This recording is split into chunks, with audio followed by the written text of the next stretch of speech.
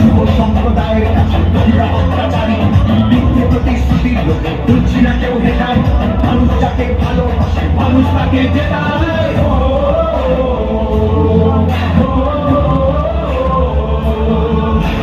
সব তোমাদের অবহেলা এই বাংলার প্রতি, মিথ্যে প্রচার মিথ্যে কথায় করছে সবার প্রতি। এই জমিতে তবু তোমার হয়নি মালিকানা।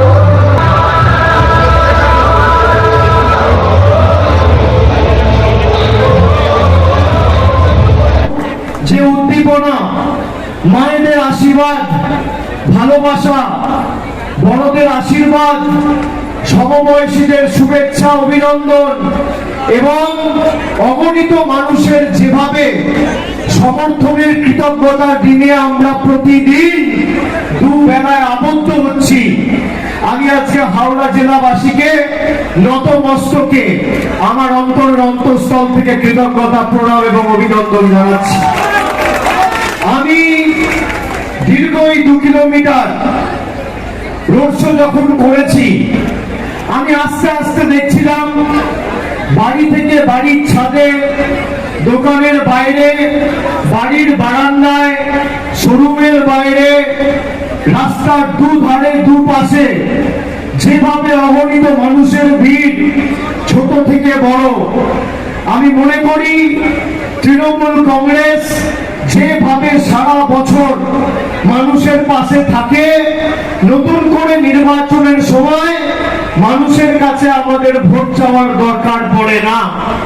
একটা ছাত্র যদি সারা বছর পড়াশোনা করে, পরীক্ষার আগে রাত জেগে তাকে পড়তে হয় না, টুকলি করে তাকে পরীক্ষায় পাস করতে হয় না। আমরা সারা বছর মানুষের দুঃখে বিপদে মানুষের পাশে ছিলাম, আছি, আগামী দিন থাকবো। আমরা সবার উপরে মানব ধর্মের নীতিতে বিশ্বাস করি। এই বাংলা সংস্কৃতির পূর্ণভূমি, নানা ভাষা, নানা মত, নানা পরিধান, বিবিধের মাঝে দেখো মিলন মহান। বৈচিত্র্যের মধ্যে একতার নীতিতে আমরা বিশ্বাস করি। আমরা বিশ্বাস করি বাংলা ধর্মে বিশ্বাস করে না, নির্বাচনের সময় কর্মে বিশ্বাস করে।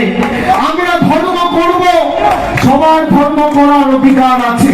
বাড়িতে ধর্ম করব, মন্দিরে ধর্ম করব, ঠাকুর ঘরে বসে ঈশ্বরের কাছে আরাধনা, উপাসনা, বন্দনা করব, মসজিদে ধর্ম করব।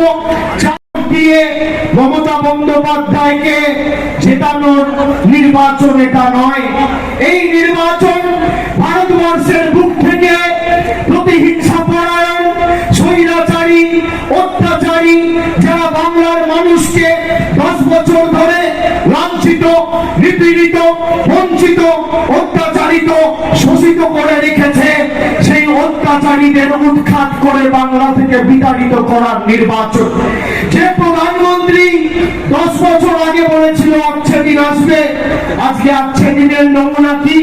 প্রধানমন্ত্রী 5-7 दिन आगे सभा করে বলেছে पिछला 10 साल में मेरा सरकार ने ट्रेलर दिखाया है, अभी अगर जीत के आऊंगा तो पूरा सिनेमा दिखाऊंगा, पिक्चर अभी बाकी है।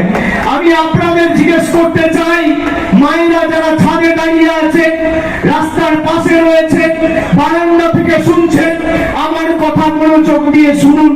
গত 10 বছরের প্রধানমন্ত্রী ট্রেলারের নিদর্শন কি?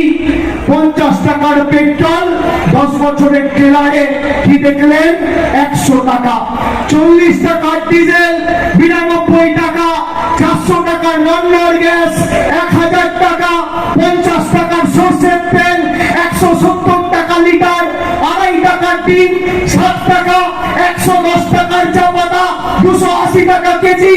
17 টাকার কেরোসিন তেল, 75 টাকা লিটার।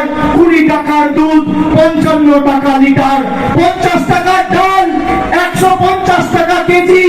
আর রসুন 10 বছর আগে ছিল 70 টাকা কেজি, আজকে মোদিজির ভারতবর্ষে 430 টাকা কেজি।